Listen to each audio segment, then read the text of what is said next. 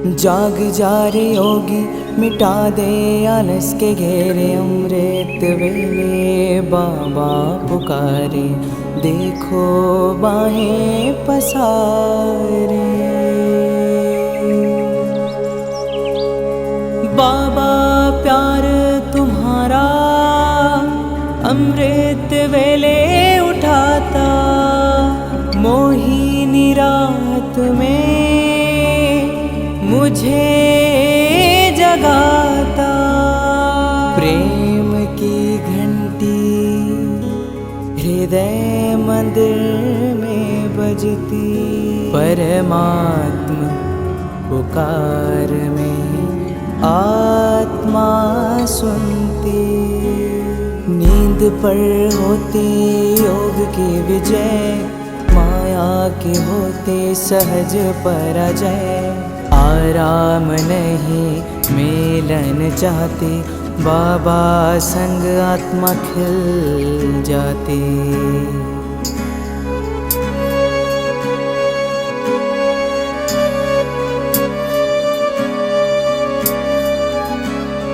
अपने कहा रात को अलविदा, परवाना हुआ क्षमा पे फिदा।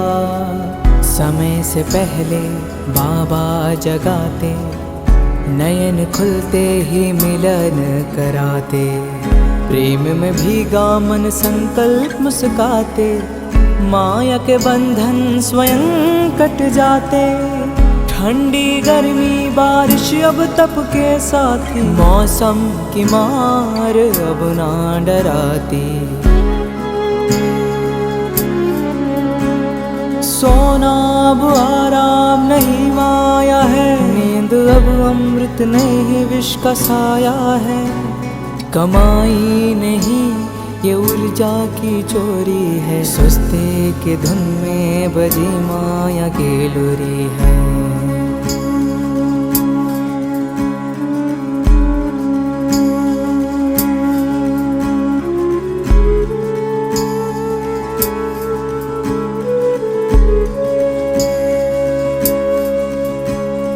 आराम की चाह वो रूह की लाचारी है, तप की राह में मन की हेरा फेरी है। जागृत में विश्व कल्याण का सूत्र हूँ, ब्रह्म मुहूर्त का प्रहरी मैं शिव पुत्र हूँ। सकल विश्व को तप से भरता, अमृत वेला में तपस्वी जलता। संकल्प से उठता नवयुग की नींव रखता, तप के ईंटों से स्वर्णिम स्वराज्य रचता। नींद की घड़ी अब बीत चुकी है, माया की छाया अब मिट चुकी है। वर्तमान में जलती है आत्मा की मशाल, मैं हूँ जागृत यही मेरा कमाल।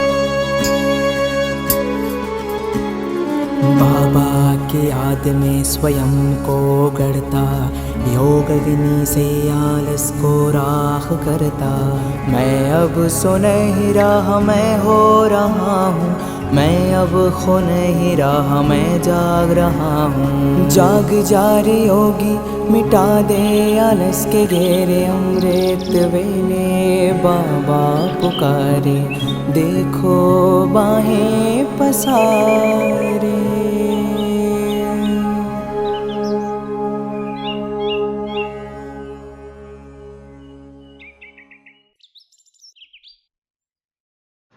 ஓம் சாந்தி. 23/9/2025 யுக மாற்றத்தின் நுழைவாயில் அமிர்தவேலை அப்படிங்கிற 108 நாள் பட்டியினுடைய 64வது நாள். ஓம் சாந்தி. தப கதாமிருதம் தப்த ஜீவனம் கவி பிரிடிதம் கல்மசாபகம் ஸ்ரவணமங்கலம் ஸ்ரீமதா ததம் புவி கிரணந்திதே புரிதாஜனக. ஏ பிரபு, உங்களுடைய கதைகளின் அமிர்தமானது உருகி போன வாழ்க்கையை குளிர்ச்சியானதாக மாற்றுகிறது, சீத்தளத்தை கொடுக்கக்கூடியதாக இருக்கிறது. மகான் கவிகள், மகான் ரிஷிகள் மூலமாக இதனுடைய ஸ்துதி செய்யப்படுகிறது. யார் இதை செய்கிறார்களோ அவர்களுடைய அனைத்து பாவங்களும் நாசம் செய்து விடுகிறது, நஷ்டமடைந்து விடுகிறது, இல்லாமல் போயிடுது. சிரவணம் பண்ணுறதுங்களுக்காக இது மங்களகாரி செயலாக இருக்குது, மங்களமான காரியம். அதை யார் நல்லா ஸ்டடி பண்ணுறாங்களோ, யார் மற்றவங்களுக்கு போதனை பண்ணுறாங்களோ இந்த பாயிண்டை வச்சு, இந்த ஸ்லோகனை, அவங்க அத்தியந்த பவித்திர நிலையை அடைஞ்சிடுறாங்க. எந்த மகாபுருஷ் இந்த கதையினுடைய அமிர்தத்துவ கதையை உலகத்தில் பிருத்திவியில் பூமியில் யார் விஸ்தாரம் பண்ணுறாங்களோ உண்மையிலேயே அதுதான் மிகப்பெரிய உதாரணம், சிறந்த காரியமாக இருக்கும், நன்மை செய்யக்கூடிய காரியமாக இருக்கும். ஸ்ரீமத் பாகவதம் ஸ்கந்ததஸ்வ அத்தியாயம் 31வது அத்தியாயம், ஸ்லோக் 9வது ஸ்லோகம். பாகவதத்தில் கோபிகைகள் பாடல்கள் மூலமாக பகவான்கிட்ட கேட்குறாங்க, உங்களுடைய இந்த கதை அது எப்படிப்பட்டது?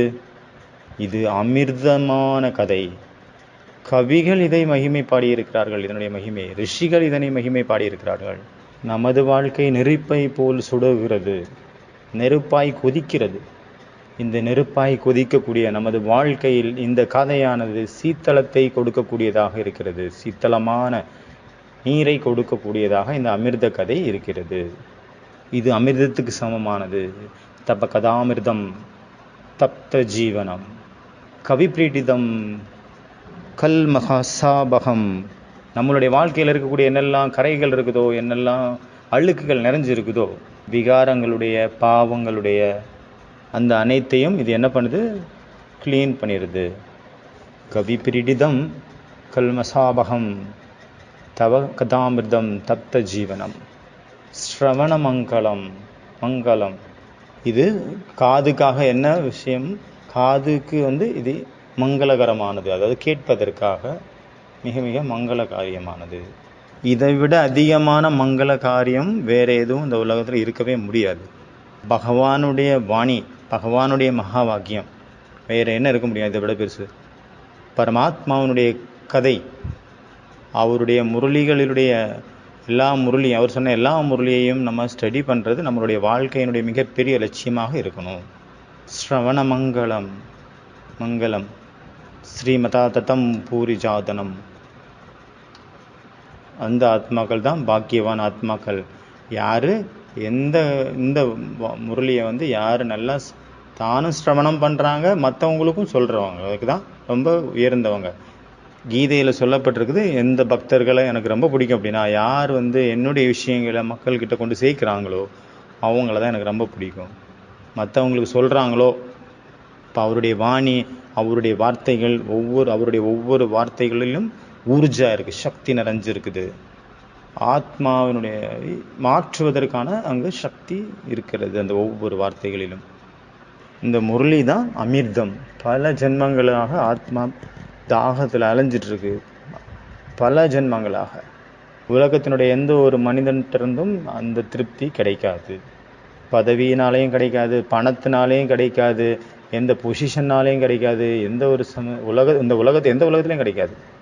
இந்த உலகத்தினுடைய பெயர், புகழ், பதவி, பட்டம் எல்லாமே ஒரு புகை மாதிரி. இன்னைக்கு இருக்குது, நாளைக்கு இருக்கிறது இல்லை. இப்போ இதில் கூட எவ்வளோ அகங்காரம் இருக்குது மனிதர்களுக்கு. ஒரு தவளைக்கு 1 ரூபா காயின் கிடச்சிச்சு, ஒரு நாணயம் கிடச்சிச்சு, 1 ரூபா நாணயம். அப்புறம் அது என்ன பண்ணிச்சு? அந்த 1 ரூபா நாணயத்தை தன்னுடைய வலையில் கொண்டு அது மறைச்சி வச்சிருச்சு. கொஞ்ச நேரம் கழித்து அந்த வழியாக ஒரு யானை வந்தது, அந்த வழியாக நடந்து போச்சு, அதை நசுக்கிடுச்சு.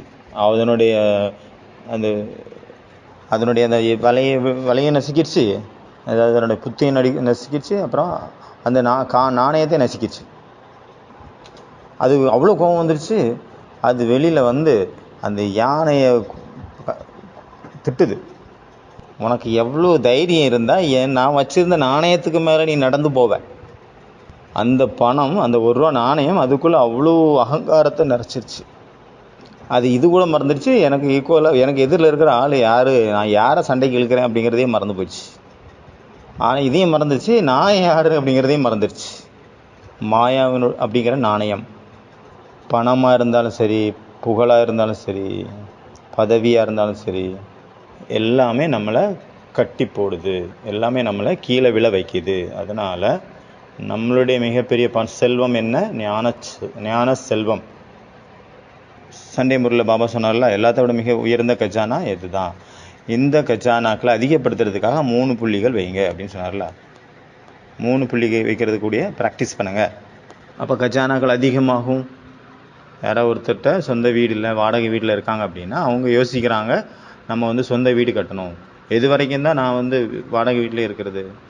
அப்போ அவருடைய வீடை அவர் உருவாக்குறதுக்காக என்ன பண்ணுறாரு? ரொம்ப உழைக்கிறாரு. ஒரு அசாந்தியான ஒரு சூழ்நிலை இருக்குது அவருக்குள்ள. அசாந்தி. காலையில் வேலை செய்கிறாரு, மத்தியானம் வேலை செய்கிறாரு, ராத்திரியும் வேலை செய்கிறாரு, ஈவினிங்கும் வேலை செய்கிறாரு. 5 வருஷம் உழைக்கிறாரு. 5 வருஷத்துக்கு பிறகு அவருடைய வீடு, சொந்த வீடு அங்கே உருவாகிடுது, கட்டிடுறாரு. எதுக்காக வீடு வேணும்? அப்போ சாந்தியாக மன நிம்மதியோடு நம்ம தூங்கணும், ஒரு ஃப்ரீடமாக இருக்கணும்.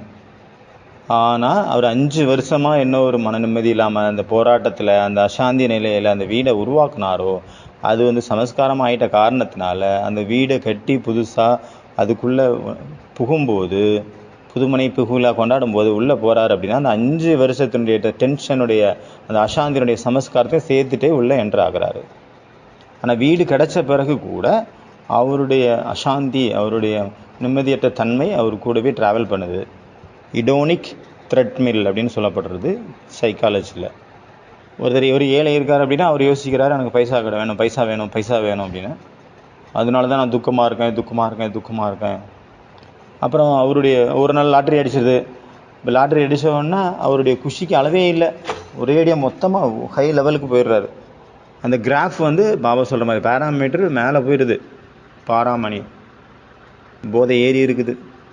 கொஞ்ச நாளைக்கு பிறகு இப்படி அந்த கிராஃப் மேலே போச்சோ, அதாவது பேராமீட்டரில் மேலே ஏறிச்சு. அப்புறம் எங்கேருந்து ஆரம்பிச்சதோ, வீடு இல்லாத போது எந்த இடத்துல அவருடைய கிராஃப் லெவல் இருந்ததோ அதே இடத்துக்கு மீண்டும் சேர்ந்துருது. இப்போ வீடு வந்த பிறகும் கூட இன்றைக்கி அவருக்கு ஒரு கரியர் சரியாக இல்லை, ஆடிட்டுருக்கு. அவர் நினைக்கிறாரு, எனக்கு எல்லாமே கிடைக்கணும் அப்படின்ட்டு எல்லாம் கிடைக்கிறதுக்காக நிறைய முயற்சி பண்ணுறாரு. அப்புறம் எப்போ அது முயற்சி பண்ணி அது கிடச்சிருதோ அப்போ கூட அந்த டென்ஷன், அந்த குழப்பம், அந்த நிம்மதி இல்லாத அசாந்தியான தன்மையும் அது எங்கே போகும்? அதுவும் கூட தானே இருக்கும். சமஸ்காரம் கூடவே தானே இருக்குது, அது எங்கேயும் போகாதில்ல. எல்லாமே கிடைச்ச பிறகு கூட அந்த ஒரு நிலை மனிதர்களுக்கு இருந்துகிட்டே தான் இருக்குது. ஆனால் ஏன் அப்படின்னா அவங்க அசாந்தியாக தான் இருக்காங்க. ஏன் அப்படின்னா அவங்களுக்கு எந்த ஒரு மனிதனுக்கும் திருப்தி வெளியுள்ள சாதனங்களில் கிடைக்கிறதுக்கு வாய்ப்பே இல்லை. வெளியுள்ள சாதனங்கள் மூலமாக ஒருத்தர் திருப்தி அடைய முடியாது. பரமாத்மாவுடைய அன்பில், பரமாத்மாவுடைய உதவியில், பரமாத்மாவனுடைய சத்திர சாயாவில், பரமாத்மாவனுடைய வார்த்தைகள் வாணியில், பரமாத்மாவனுடைய உபகாரத்தில், பரமாத்மாவனுடைய துணையில் தான் பரம திருப்தி இருக்குது. கோபிகைகள் என்ன சொல்கிறாங்க? தப கதாமிருதம் தப்த ஜீவனம்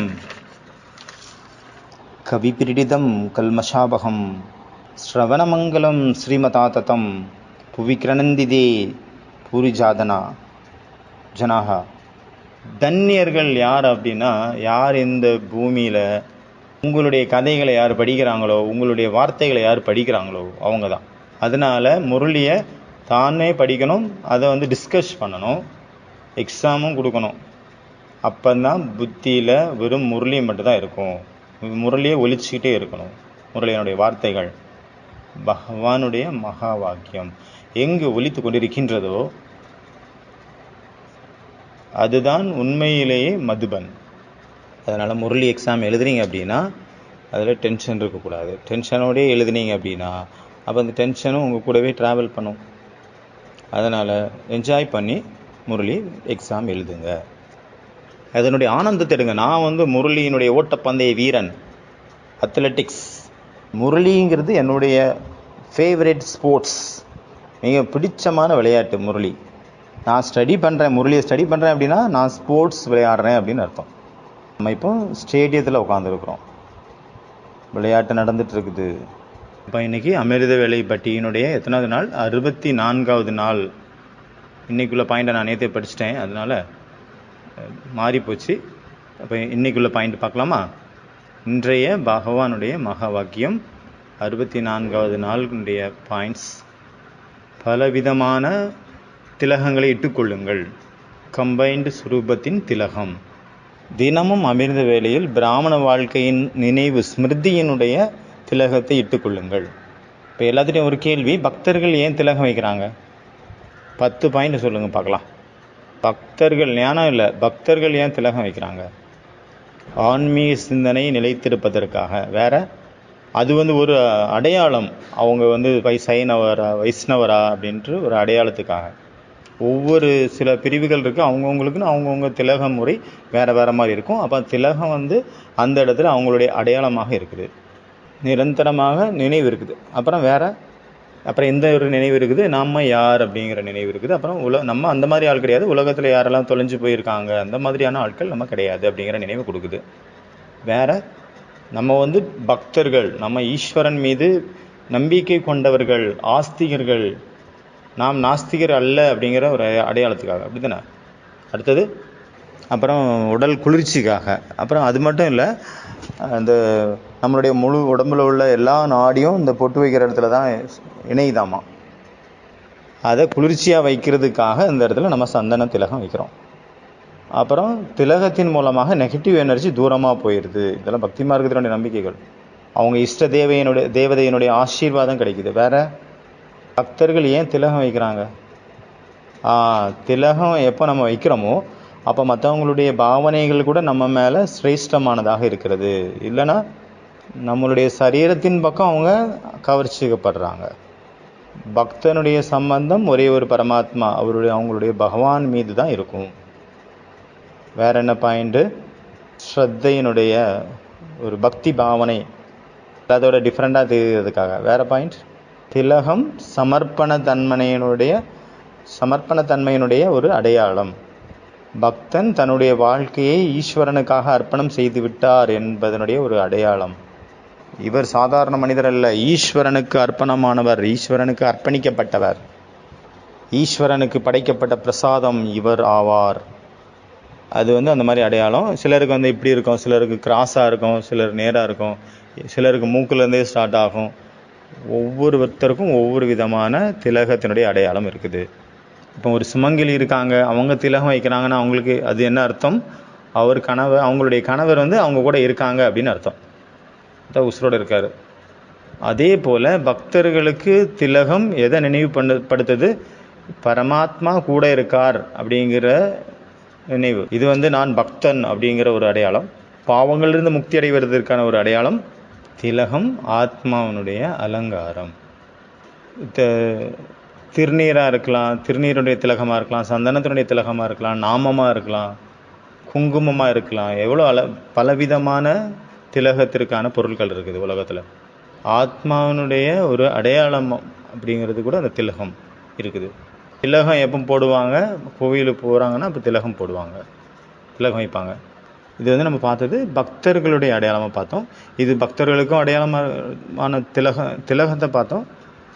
பக்தர்களுடைய திலகம், சுமங்கலியினுடைய திலகம், அப்புறம் போர் வீரர்களுடைய திலகமும் இருக்குது. அது வேற, வீரர்களுடைய திலகம். அதனால் டெய்லி அமிர்த வேளை பிராமண வாழ்க்கையினுடைய நினைவு ஸ்மிருதியினுடைய திலகத்தை வைத்து கொள்ளுங்கள். என்ன திலகம்? நான் சாதாரணமானவன் அல்ல, நான் அந்த மாதிரியான காரியத்தை என்னால் செய்விக்க முடியும். இந்த உலகத்தில் உள்ளவங்களால் முடியாத ஒரு உயர்ந்த காரியம். உலகத்தில் உள்ள மனிதர்களால் என்ன ஒரு சிந்தனை செய்ய முடியாதோ அந்த சிந்தனையை நம்ம செய்கிறோம். உலகத்தில் உள்ள மனிதர்கள் எங்கெல்லாம் ஓடுறாங்களோ அந்த இடத்துக்கு நம்ம ஓட முடியாது.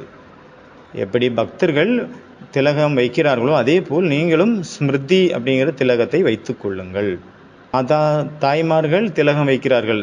அவருடைய கணவன்மார்கள் கூட இருந்தாங்க அப்படின்னா அவங்க திலகம் வைப்பாங்க. ஒருவேளை கணவன் கூட இல்லை அப்படின்னா திலகம் வைக்க மாட்டாங்க. அப்போ கூட யாரோ இருக்கிறாங்க அப்படிங்கிறதுக்கான அடையாளம் இந்த திலகமாக இருக்கிறது. அதனால் டெய்லி ஸ்மிருதி அப்படிங்கிற திலகத்தை வைக்கிறீங்களா, இல்லைனா அழிஞ்சு போயிடுதா? இல்லை வைக்கிறதே இல்லையா? சில நேரம் திலகம் வைக்கிறதுக்கு மறந்துடுறீங்க, சில நேரம் வச்ச பிறகு கூட அது அழிஞ்சு போயிடுது. எல்லாருமே திலகம் வைக்கிறாங்க, ஆனால் அப்புறம் என்ன ஆகுது? மாயா அழிச்சு விட்டுருது. ஒரு யாராவது சுமங்கலி இருக்கிறாங்க அப்படின்னா அவங்க கூட கணவர் இருக்கார் அப்படின்னு அடையாளமாக திலகம் வைக்கிறாங்க. அப்போ நீங்களும் பாபாவுடைய துணை கூட இருக்கிறார் அப்படிங்கிற அந்த நினைவினுடைய திலகம் வைங்க. சதா நினைவில் வைங்க, நாம் டேஸ், நாம் கம்பைண்டாக இருக்கிறோம் பாபா கூட. இந்த துணையினுடைய திலகத்தை, நினைவினுடைய அந்த திலகத்தை வைத்து கொள்ளுங்கள். அப்போ இன்றைக்கி 2 சூத்திரம், அதாவது 2 பாயிண்ட்டு. ஃபஸ்ட்டு சூத்திரம் பாபா கூடவே இருக்கிறார். 2வது பாயிண்ட், 2வது சூத்திரம் பாபா கம்பைண்டாக இருக்கிறார். நம்ம பகவான் கூட இருக்கிறோம். 2வது நான் பகவான் கூட நான் இணைந்திருக்கிறேன். நாங்கள் ஒன்றாகிவிட்டோம். ஏக் ஆகார் தனித்தனியாக இல்லை, சேர்ந்து இருக்கிறோம், இணைந்திருக்கிறோம், கம்பைண்டாக இருக்கிறோம். 2 இல்லை, தோ இல்லை, துவைதம் இல்லை, அத்வைதம், ஒன்றாகியாச்சு. துவைத் இல்லை, அத்வைத், கம்பைண்ட். இந்த அனுபவத்தை நம்ம இன்று நாள் ஃபுல்லாக பண்ணணும். இன்றைக்கி 3 ஹோம்ஒர்க். உங்களுடைய வாய்ஸில் ஒரு மெசேஜ் குரூப்பில் நீங்கள் அனுப்பணும். ரெக்கார்ட் பண்ணி அனுப்புங்க. பாபாவும் நானும் கம்பைண்டாக இருக்கிறோம். என்ன ரெக்கார்ட் பண்ணுவீங்க? பாபாவும் நானும் கம்பைண்டாக இருக்கிறோம். ஒரு தடவை மட்டும் இல்லை, 3 தடவை சொல்லணும். ஓகே, பாபா மற்றும் நான் கம்பைண்டாக இருக்கிறோம். உங்களுக்கும் நினைவு கொடுத்துட்டே இருங்க, நினைவுபடுத்திட்டே இருங்க. மற்றவங்களுக்கும் நினைவு கொடுக்கணும்.